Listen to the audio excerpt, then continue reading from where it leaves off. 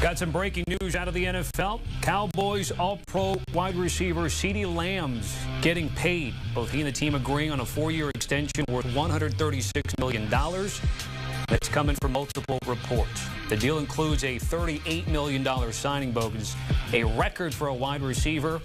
It also goes with a $100 million guarantee.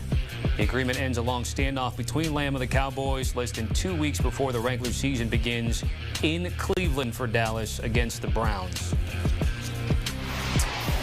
All right, let's bring in our Danny Cannell with reaction to this breaking news. So, DK, Cee Dee Lamb got paid. What do you think? Wow, I guess. I mean, every time we see these record-breaking numbers from any position or player, the first reaction has to be, holy cow, that's a lot of money. But I'm not surprised at all. I think that's been one constant that you've heard from pretty much anybody, especially around here at CBS Sports HQ, has been it'll most likely get done. I mean, he holds out, doesn't play, but he had his breakout year. He was drafted by the Cowboys. The one thing about Jerry Jones that he typically does is takes care of his own. He wants to give himself a little pat on the back saying, look what I found, look at this talent that we drafted, but he is loyal to a lot of his players, and so you felt like this was going to get done. It was just going to be a matter of time, and most importantly, you got it done in time where he can come in and get up to speed before the regular season starts in a couple weeks. So again, just to clarify some of the numbers that you're seeing there, Justin Jefferson still has the edge in AAV, has about $10 million more in guaranteed money than Cee Dee Lamb. But Danny, the one thing Cee Dee can say, I got paid more on a signing bonus by $1 million plus. So it's over $1 million. Yeah, 1.1. Okay, I know, because we talked about 100,000. Yeah, so 1.1. So that's enough, though, for some bragging rights out there. But most importantly, you know who cares about that more than any player? It's the agent. His representation wants to be able to say, hey, we got this record deal, because that's typically how it works. Anytime we talk about this, it doesn't necessarily mean you're the best wide receiver in the NFL. It doesn't mean you're the best quarterback in the NFL. If you get the highest paid contract, it is about who was the latest, who got the latest contract, who just signed on the dotted line. So his agent wants to be able to tell Cee Dee, hey, this is where we broke the record. This is where you're the highest paid. Plus, he's in the neighborhood, right? It's a nice neighborhood to live in, that $35 million a year range. Any concern getting Cee Dee back into the fold there for Dallas 2 weeks into the season? No, I think it's plenty of time. You know, maybe 10 years ago, you'd fall behind somewhat from the other guys that were going through more rigorous training camps and more rigorous preseasons, but no one does hardly anything in the offseason anymore, and we've seen players skip the entire preseason saying, I don't need it. So Cee Dee Lamb, I'm sure he's working out, he's in shape, he'll be ready to go, and by the standards of a lot of NFL players, it's going to take a couple games for him to get up to full speed. So I wouldn't expect it to be anything significant that you would notice any sort of drop-off. I would expect him to be Dak Prescott's favorite target just the way he was last year, and to put up monster numbers just like he did last year as well. We've seen the wide receiver market reset in a big way. You know, before Justin Jefferson's deal, there'd only been 3 receivers to average $30 million a year. Now we've got about 5, Danny, and Jamar Chase is also on deck. Although the caveat with Jamar is that he has 2 years left on his deal. That's what's going to be a little tricky, because that would set a precedent that we don't often see, getting that with that 2 years left. You know, usually you see that final year or your rookie contract, players get a little frustrated, they're getting closer to free agency. That does concern me somewhat with Jamar, but we were talking about this as well. 50 is the new market for quarterbacks, and it sure feels like 30 is the new market for wide receivers. And so I think we'll see this trend continue. You'll see another record deal most likely when Jamar gets his opportunity to get paid, which he might have to wait an entire season, because, Tommy, this is ultimately whatever every player wants, is that first mega deal. Because you're all getting a lot of money. A lot of these are first-round draft picks. They're getting a lot of guarantees, but it's that first really mega deal that players can see that life-changing guaranteed money up front, where it's truly generational money, more so than it's ever been, and you just want to be rewarded for your efforts and feel like, okay, now I've got that next deal. I can breathe a little bit more, go out there and just play, not have to worry about it every off season while you're trying to get paid, and you really feel like you've arrived in the NFL when you've got to this point. Last thing for you, Jamar Chase and Brandon Ayuk are sort of high notable, high profile hold-ins. Yeah. And so I've heard from players before, you take care of your business. I don't care what you do, off-season, preseason, training camp, but we're inching closer to the season. Danny, how much of that can start to bleed over some of the things you're trying to do week one? Players have a really good way of compartmentalizing things in general, whether it's family issues off the field, contract issues off the field, whatever the case may be. So I would not expect it to impact their play. And we've only really seen one player, and it was a while ago, Le'Veon Bell, sit out an entire season. We did see Chris Jones miss a game. That's always a way to really put your team in a bind and say, you know what? I am not coming until I get that new deal. That, to me, is when things get very interesting because the team will get antsy and you see them potentially fold. But those are probably the thing that's most interesting about Brandon Ayuk and Jamar Chase is those have probably been some of the more vocal, contentious, I guess you could say, negotiations that have taken place. So it's something to keep an eye on.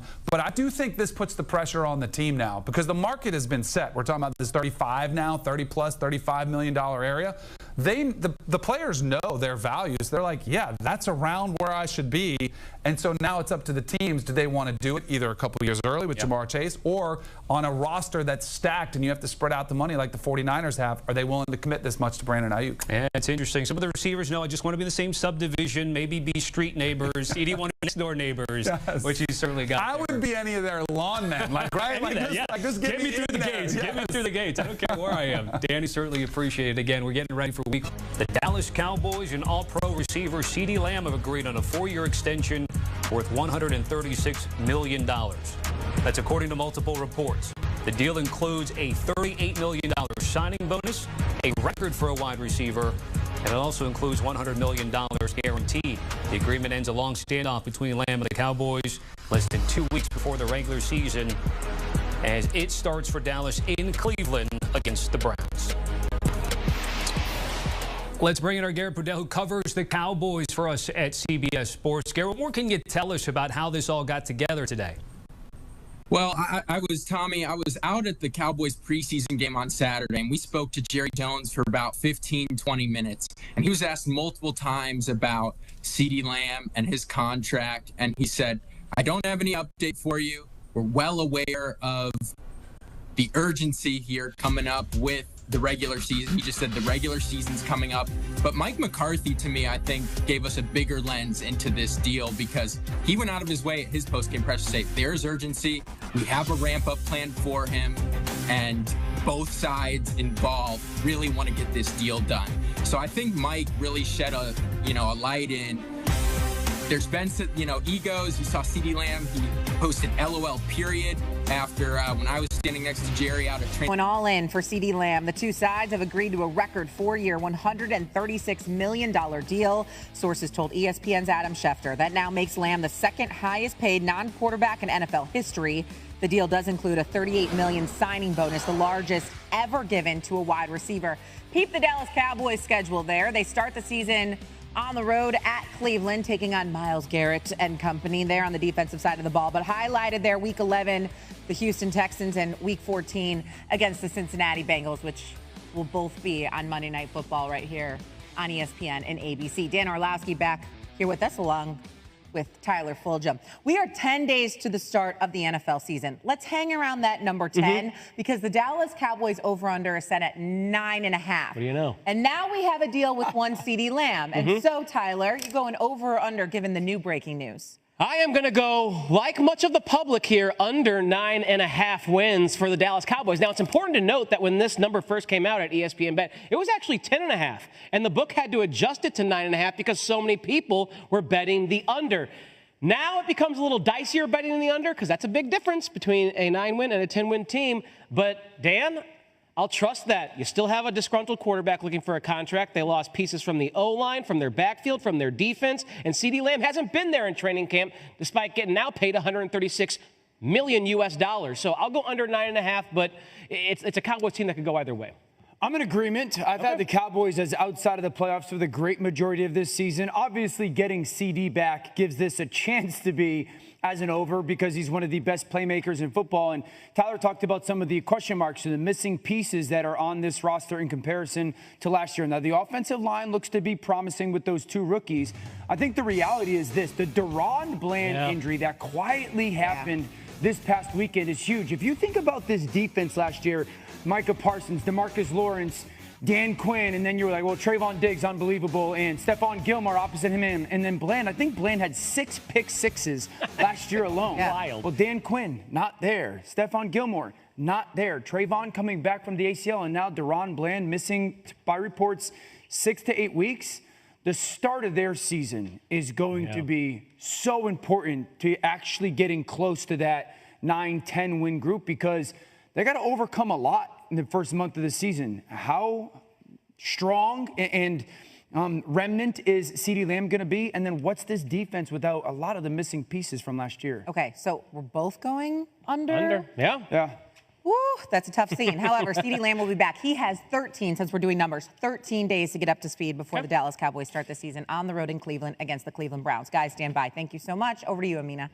QB battle still happening around the AFC. It's been Russell Wilson and Justin Fields competing for the starting job all offseason in Pittsburgh. Initially, Wilson was given pole position as QB1 for the Steelers until he went down with a calf injury that allowed Fields to get more opportunities to compete for that starting job.